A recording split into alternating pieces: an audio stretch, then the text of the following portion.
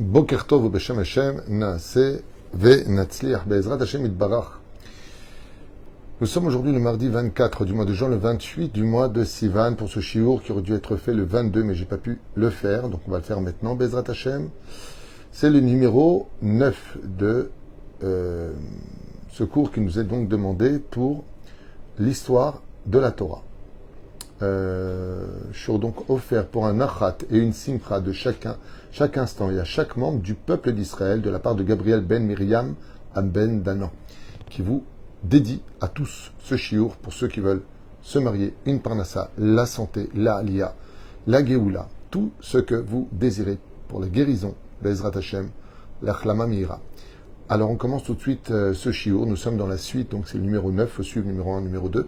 On parcourt ainsi donc, selon sa demande, la Torah sur le domaine historique, l'histoire de la Torah, numéro 9. Nous sommes avec la guerre de Sodome et Gomorrhe, comme vous le savez, Lot a été fait prisonnier. Bizarrement, dans cet épisode où Lot a été fait prisonnier, il y a plusieurs choses à expliquer. La première, c'est que Nimrod fait partie de ces rois impies qui veut absolument prendre en captivité Lot, parce que nous avions expliqué que Lot ressemble comme deux gouttes à Abraham, et que Nimrod, pour se venger d'Abraham, a voulu faire croire que Lot c'était Abraham, et que le Dieu d'Abraham ne le protégeait plus. Et donc, il a été capable, même si à son époque, Abraham était sorti de la fournaise ardente, eh bien de dire, regardez maintenant, j'ai attrapé Abraham. Tout le monde regardant Lot pensait que c'était Abraham. Donc Abraham intervient et vient sauver Lot. Ce qui fait que tout le monde dit, ah, tu es un usurpateur, tu nous as fait croire que Lot, c'était Abraham, alors qu'Abraham est venu sauver Lot.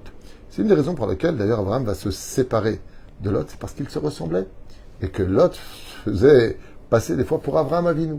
Et ainsi donc, usurpation d'identité, mauvaise renommée pour Abraham, pour celui qui représente la Torah, la renommée est toujours importante, comme vous le savez. Les anges viennent voir Sarah et Ménou pour lui annoncer qu'elle va attendre un enfant. Et cet épisode intervient alors que Lot va être libéré et en même temps, l'autre va être ensuite sauvé de la destruction. J'ai un message. Ce message très important du Mayana Shel Torah pour toutes les Bnot Israël. Et on a posé la question suivante. Où est Sarah, ta femme? Elle a répondu dans la tente. On sait qu'elle est dans la tente. C'est une femme pieuse. Elle ne sort pas. Elle évite de sortir. Elle connaît sa beauté. Elle est loin d'être sur les réseaux sociaux pour faire tomber les yeux des hommes. C'est une femme pieuse, une femme respectable, une femme honorable, une femme qui se respecte et qui a compris que dans la vie, il y avait mieux à vendre de par son existence, de par ses valeurs, que de vendre son corps pour dire « Regardez, j'existe ». Sans insulter personne, bien sûr, mais c'est un état de fait. C'est un état de fait. Pourquoi montrer ses formes pour dire qu'on existe alors qu'on a d'autres valeurs qui ont beaucoup plus d'éternité en nous, de valeur, de sagesse en nous. Mais bon, ce qui paraît, la beauté n'a pas besoin d'intelligence. Meler Sodom, Bikesh me Avram. Tani et Ashvuim vetarichush kachlach. Le roi de Sodome a dit à Abraham, donne-moi les otages, donne-moi les prisonniers, et toi, prends tous les trésors. Abraham s'est rêvé à Amar. Il lui a dit, je suis désolé. Je ne prendrai rien du butin de cette guerre. Et pourquoi Abraham refuse-t-il, alors qu'il aurait pu partager le butin de cette guerre en libérant Lot de ses 4 rois? Il dit, pour ne pas que tu te vantes un jour en disant, c'est moi qui ai rendu riche Abraham. Car moi, personne ne m'enrichit. Ma foi est en Dieu, et seul Dieu donne la parnassa. Je n'ai pas besoin de prendre de cet argent. C'est Kadosh Baruch Hu qui me donnera de l'argent. Ou l'âme, par contre, c'est les shalem, oui. La meshartim shilvuoti. Je te demanderai par contre de payer mes serviteurs, les servantes qui nous ont accompagnés. Pourquoi eux les punir de leur salaire? Chaim she'atzu la milchama, c'est 318 soldats que j'ai pris avec moi. Les aner eshkol ou mamre, she'amru ala machane. Mes 3 conseillers qui sont venus avec moi, a dit Abraham. Moi, je ne prendrai rien, mais eux, paye-les. Et quand amlou le dorot, שהשלל מתחלק בין הלוחמים שיצאו לקרב בין החיילים שנשארו בבסיס. De là, nous avons une généralité que quand on sort en guerre, que seuls les soldats qui sont sortis en guerre ont le droit de se partager le butin et pas ceux qui sont restés chez eux. Miyad lachar hamilchama. Après cette guerre-là, Hashem itgala le Avram ve'amar lo.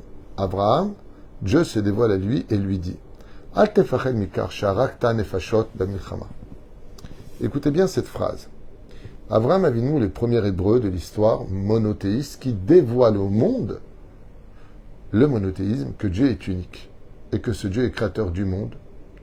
Et Abraham dévoile cela à une époque où l'idolâtrie faisait partie de la culture la plus cultuelle de l'époque. Et donc, Al tefached, étant donné qu'Abraham prenait pour la bonté, pour la miséricorde, il s'est retrouvé à verser du sang. Et Hachem, Dieu, lui dit à Abraham, n'aie pas peur. Ça ne veut pas dire que quand on est un peuple pacifiste, un peuple de paix, qui a pour symbole la colombe, que tu dois être pour autant un pigeon. Si on vient pour te tuer, lève-toi et verse le sang. Tue aussi.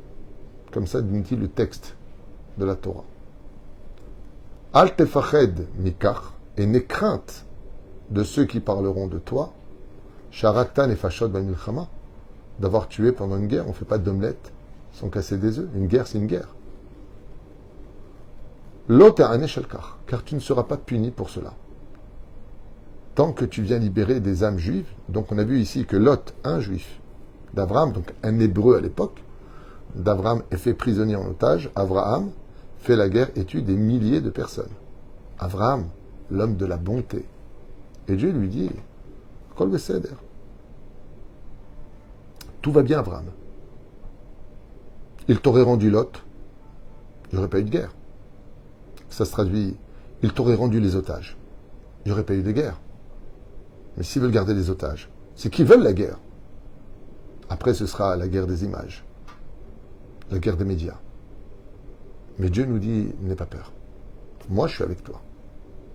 Eux, ils sont contre toi. Mais moi, je suis avec toi. On a l'impression de parler d'actualité alors qu'on parle d'un texte qui date de 3500. Qu'est-ce que je raconte? Presque 3800 ans. וכך אל תדאג שאולי איבדת את שכרך בעקבות הניסים שעשיתי איתך במלחמה.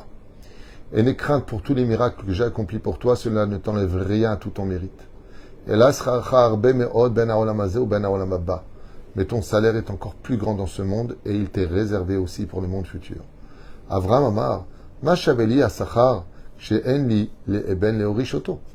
À quoi me servirait un salaire sur terre d'être riche ou d'être important si je n'ai pas de fils héritier? Ve'aharai alken alkol nechasai. Où est les hermes et Damesek? Quand celui qui est mon bras droit n'est autre que mon serviteur Eliezer de Damas. Hachem otzi oto achutza. Et Akadosh Baruch Hu sortit à Abraham des constellations dépendantes du mazal de l'homme. Igbir oto me'al kol kochavim. Et il l'éleva au-dessus de toutes les étoiles et de toutes les mazalotes et de toutes les chances qui existaient pour chacun de nous dans nos prédestinés. Viftiachlo, et Dieu lui promit. Keshem she'yefshar lispor et akochavim. Je te promets, Abraham, que de tes entrailles, tout comme il est impossible de compter le nombre d'étoiles dans l'univers, car lo yefshar lispor et banecha vetzeetzaecha. De la descendance qui viendra de Yitzhak et de Yaakov, et non pas d'Ishmaël ni de Esav, je te promets à la fin des temps une descendance si nombreuse sur terre qu'on ne pourra plus jamais dénombrer les enfants d'Israël. On parle de la Géoula. Avraham émine l'Hachem bitmemut mibli levakesh siman al-kach. Avraham eut foi en la parole d'Hachem, lui qui était le premier, qui était unique, première graine de l'histoire, se voit promettre qu'à la fin des temps, on ne pourra plus nous compter. Le Harizal, Zecher Tzadik Vekadosh Livracha, a fait un calcul. Et de quoi est-ce qu'on parle ici? Si on parle de la fin des temps, c'est qu'il y a la résurrection des morts. Et toutes les tzadikim, toutes les personnes élogieuses, toutes les personnes qui ont agi pour Hachem sur terre, et ceux depuis Avraham Avinu, de sa descendance de Yitzhak et de Yaakov, reviendront à la vie.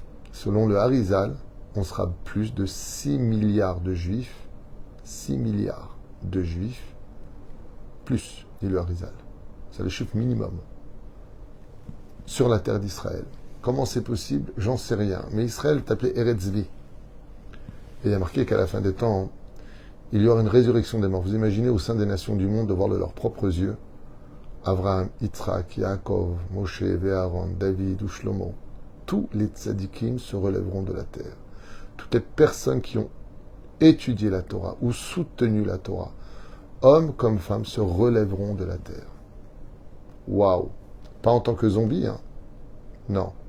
Dans une lumière, une santé, une joie aussi forte que celle que le soleil pourrait nous apporter en plein zénith. Ça, c'est la fin des temps.